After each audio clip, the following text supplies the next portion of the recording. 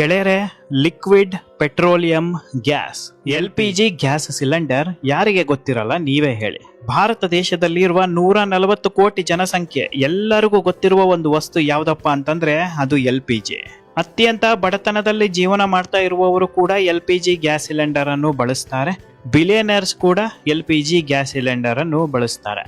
ಕೇವಲ ಭಾರತ ದೇಶವಲ್ಲ, ಇಡೀ ಪ್ರಪಂಚವೇ LPG ಗ್ಯಾಸ್ ಸಿಲಿಂಡರ್ ಕೈವಶದಲ್ಲಿ ಇದೆ ಅಂತ ಹೇಳಿದರೂ ತಪ್ಪಾಗಲ್ಲ. ಗೆಳೆಯರೆ, ಈ ಕೆಂಪು ಕಲರ್ ಗ್ಯಾಸ್ ಸಿಲಿಂಡರ್ ಬಗ್ಗೆ ನಿಮಗೆ ಗೊತ್ತಿದೆ, ಆದ್ರೆ ಈ ಕೆಂಪು ಕಲರ್ ಸಿಲಿಂಡರ್ ಒಳಗಡೆ ಇರುವ ಗ್ಯಾಸ್ ಬಗ್ಗೆ ನಿಮಗೆ ಗೊತ್ತಾ? ಈ ಸಿಲಿಂಡರ್ ಒಳಗಡೆ ಇರೋದು ಆಕ್ಚುಯಲ್ ಆಗಿ ಏನು? ಈ ಗ್ಯಾಸ್ ಎಲ್ಲಿಂದ ಬರುತ್ತೆ? ಇದನ್ನು ಕಾರ್ಖಾನೆಯಲ್ಲಿ ಹೇಗೆ ಉತ್ಪತ್ತಿ ಮಾಡ್ತಾರೆ? ಯಾಕೆ LPG ಗ್ಯಾಸ್ ಸಿಲಿಂಡರ್ ಇಷ್ಟೊಂದು ದುಬಾರಿ? ಸಿಲಿಂಡರ್ ಒಳಗೆ ತುಂಬಿಸುವ ಈ ಗ್ಯಾಸ್ ಎಲ್ಲಿಂದ ಬರುತ್ತೆ ಅಂತ ಗೊತ್ತಾದ್ರೆ ಖಂಡಿತ ಶಾಕ್ ಆಗಿ ಬಿಡ್ತೀರಾ. ಯಾಕಪ್ಪ ಅಂತಂದ್ರೆ ಸಿಲಿಂಡರ್ ಒಳಗೆ ತುಂಬಿಸುವ ಗ್ಯಾಸ್ ಎಲ್ಲಿಂದ ಬರುತ್ತೆ ಅಂತ 99% ಜನಗಳಿಗೆ ಗೊತ್ತೇ ಇಲ್ಲ. ಅದು ಇವತ್ತು ಈ ವಿಡಿಯೋದಲ್ಲಿ ಗೊತ್ತಾಗುತ್ತೆ. ಎಸ್, ಹೌದು ಗೆಳೆಯರೆ, ಸೀಟ್ ಬೆಲ್ಟ್ ನ ಲಾಕ್ ಮಾಡ್ಕೊಳ್ಳಿ. ನನ್ನ ಜೊತೆ ಫ್ಯಾಕ್ಟರಿ ಪ್ರಯಾಣ ಶುರು ಮಾಡಿಬಿಡಿ. ನಿಮಗೆಲ್ಲರಿಗೂ ಗ್ಯಾಸ್ ಫ್ಯಾಕ್ಟರಿ ಯಾತ್ರೆಗೆ ಸ್ವಾಗತ, ಸುಸ್ವಾಗತ. ಗೆಳೆಯರೆ, LPG ಗ್ಯಾಸ್ ತಯಾರಿಕೆಯ ಮೊದಲ ಹಂತ ಯಾವ್ದಪ್ಪ ಅಂತಂದ್ರೆ ಕಚ್ಚಾ ತೈಲ ಸಂಗ್ರಹಣೆ, ಅಂದರೆ ಕ್ರೂಡ್ ಆಯಿಲ್ ಕಲೆಕ್ಷನ್. ಗೆಳೆಯರೆ, ಕಚ್ಚಾ ತೈಲ ಇದಿಲ್ಲ ಅಂತಂದ್ರೆ ಪೆಟ್ರೋಲ್ ಇಲ್ಲ, ಡೀಸೆಲ್ ಇಲ್ಲ, LPG ಗ್ಯಾಸ್ ಕೂಡ ಇಲ್ಲ. ಈ ಕಚ್ಚಾ ತೈಲ ಮಾನವ ನಿರ್ಮಿತ ತೈಲ ಅಲ್ಲ, ಪ್ರಕೃತಿಯಲ್ಲಿ ಸಿಗುವ ಒಂದು ನ್ಯಾಚುರಲ್ ತೈಲ. ಈ ಕಚ್ಚಾ ತೈಲಗೂ LPG ಗ್ಯಾಸಿಗೂ ಏನಪ್ಪ ಸಂಬಂಧ ಅಂತ ನೀವು ಯೋಚನೆ ಮಾಡ್ತಾ ಇರ್ಬೋದು. 101% ಸಂಬಂಧ ಇದೆ. ಕ್ರೂಡ್ ಆಯಿಲ್ ಅಂದ್ರೆ ಕಪ್ಪು ಬಣ್ಣದ ದಪ್ಪವಾದ ದ್ರವ. ಭೂಮಿ ಒಳಗಡೆ ಈ ಕ್ರೂಡ್ ಆಯಿಲ್ ಇರುತ್ತೆ. ಭೂಮಿ ಒಳಗಡೆ ಹೇಗೆ ಕ್ರೂಡ್ ಆಯಿಲ್ ಇರುತ್ತೆ? ಇದಕ್ಕೆ ಪ್ರಮುಖ ಕಾರಣ ಇರಬೇಕು ಅಲ್ವಾ ಗೆಳೆಯರೆ? ಲಕ್ಷಾಂತರ ವರ್ಷಗಳ ಹಿಂದೆ ಭೂಮಿ ಮೇಲೆ ಇದ್ದದ್ದು ಒಂದು ಕಾಡು ಪ್ರಾಣಿಗಳು ಮತ್ತು ಸಮುದ್ರದ ಪ್ರಾಣಿಗಳು. ಇನ್ನು ಮಾನವರು ಕೂಡ ಭೂಮಿ ಮೇಲೆ ಹೆಜ್ಜೆ ಇಟ್ಟಿರಲಿಲ್ಲ ಆಗಿನ ಸಮಯ.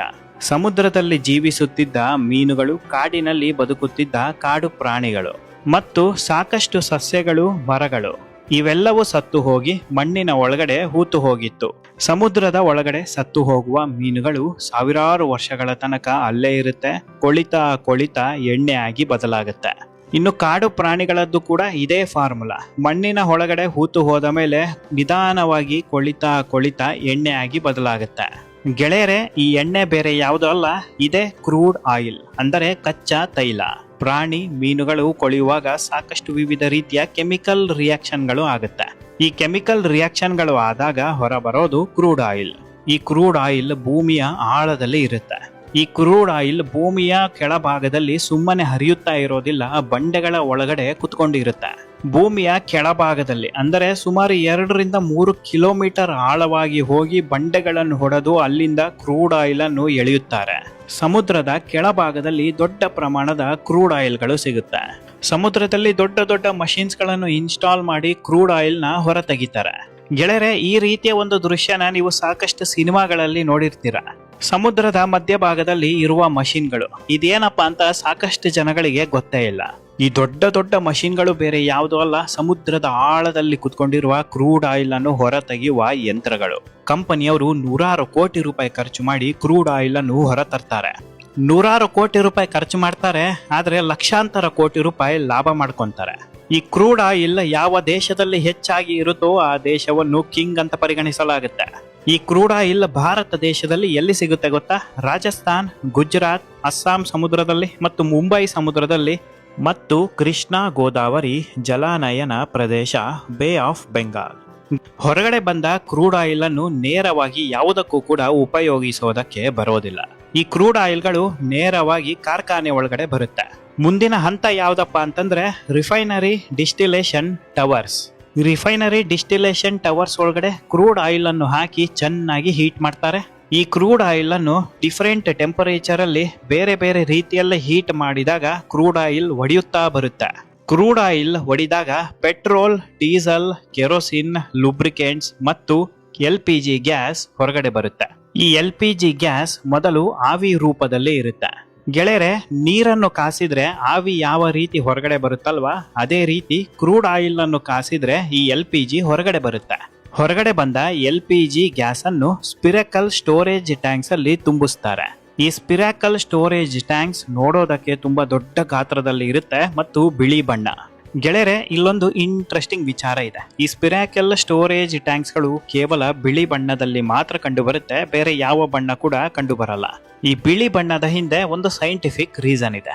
ಈ ಸ್ಪಿರಾಕೆಲ್ ಸ್ಟೋರೇಜ್ ಟ್ಯಾಂಕ್ಸ್ ಒಳಗಡೆ ಇರೋದು ಡೇಂಜರಸ್ LPG ಗ್ಯಾಸ್. ಇದು ಟ್ಯಾಂಕ್ ಒಳಗೆ ತುಂಬಾ ಸೇಫ್ ಆಗಿ ಇಡಬೇಕು. ಇದು ಜಾಸ್ತಿ ಪ್ರಮಾಣದಲ್ಲಿ ಬಿಸಿ ಆಗಬಾರದು. ಈ ಬಿಳಿ ಬಣ್ಣ ಸೂರ್ಯನ ಬೆಳಕನ್ನು ತುಂಬಾ ಎಳೆದುಕೊಳ್ಳೋದಿಲ್ಲ, ಕೇವಲ 10% ಎಳ್ಕೊಂಡು 90% ಹೊರಗಡೆ ದಬ್ಬುತ್ತೆ. ಒಳಗಡೆ ಇರುವ ಗ್ಯಾಸ್ಗೆ ಯಾವುದೇ ರೀತಿ ಹಾನಿ ಆಗೋದಿಲ್ಲ. ಇದೇ ಕಾರಣಕ್ಕೆ ಕೇವಲ ಬಿಳಿ ಬಣ್ಣದಲ್ಲಿ ಟ್ಯಾಂಕ್ಸ್ಗಳು ಇರುತ್ತೆ. ಆವಿ ರೂಪದಲ್ಲಿ ಇದ್ದ LPG ಗ್ಯಾಸ್ ಅನ್ನು ಸ್ಪಿರಾಕೆಲ್ ಸ್ಟೋರೇಜ್ ಟ್ಯಾಂಕ್ ಅಲ್ಲಿ ಯಾವಾಗ ತುಂಬಿಸ್ತಾರೋ ಸ್ವಲ್ಪ ಸಮಯದ ನಂತರ ಆವಿ ಇದ್ದದ್ದು ನೀರಾಗಿ ಬದಲಾಗುತ್ತೆ. ಈ ನೀರಾಗಿ ಬದಲಾಗಿರುವ ಗ್ಯಾಸ್ ಯಾವಾಗ ಆಕ್ಸಿಜನ್ ಜೊತೆ ಸೇರುತ್ತೋ ತಕ್ಷಣ ಆವಿಯಾಗಿ ಬದಲಾಗುತ್ತೆ. ಮುಂದಿನ ಹಂತ ಯಾವ್ದಪ್ಪ ಅಂತಂದ್ರೆ bottling plant. Spherical storage tanks ಅಲ್ಲಿ ತುಂಬಿರುವ ಗ್ಯಾಸ್ ಅನ್ನು ಪೈಪ್ ಲೈನ್ಸ್ ಅಥವಾ ಟ್ಯಾಂಕರ್ ಲಾರಿಗಳಲ್ಲಿ ಗ್ಯಾಸ್ ಅನ್ನು ತುಂಬಿಟ್ಟು ಬಾಟಲಿಂಗ್ ಪ್ಲಾಂಟ್ ಕೊಠಡಿಗೆ ಕಳಿಸ್ತಾರೆ.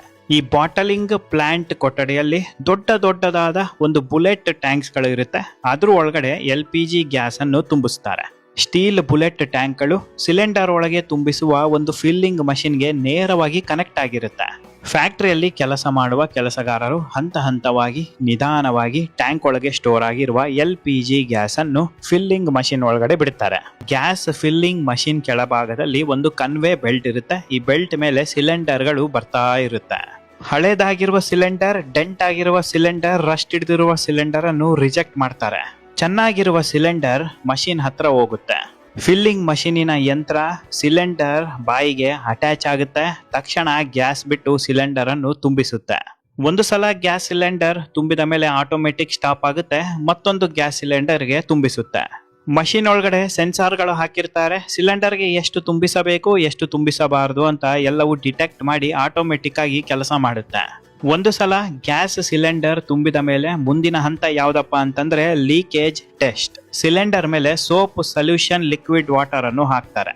ಸೋಪ್ ಸೊಲ್ಯೂಷನ್ ಲಿಕ್ವಿಡ್ ಹಾಕಿದ ತಕ್ಷಣ ಗುಳ್ಳೆ ಬಂತು ಅಂದ್ರೆ ಸಿಲಿಂಡರ್ ಸ್ವಲ್ಪ ಲೀಕ್ ಆಗ್ತಾ ಇದೆ ಮತ್ತು ಡ್ಯಾಮೇಜ್ ಆಗಿದೆ ಅಂತ ಅರ್ಥ.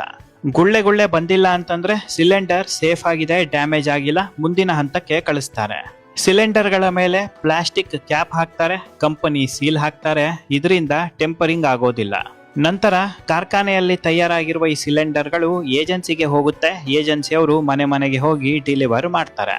ಗೆಳೆಯರೆ, LPG ಗ್ಯಾಸಿಗೆ ಇಷ್ಟೆಲ್ಲ ಮಾಡಬೇಕು. ಗೆಳೆಯರೆ, ಭಾರತ ದೇಶದಲ್ಲಿ LPG ಗ್ಯಾಸ್ ಅನ್ನು ತಯಾರು ಮಾಡುವ ಕಾರ್ಖಾನೆಗಳು ಬಹಳ ಕಡಿಮೆ ಸಂಖ್ಯೆಯಲ್ಲಿ ಇದೆ. ಯಾಕಪ್ಪ ಅಂತಂದ್ರೆ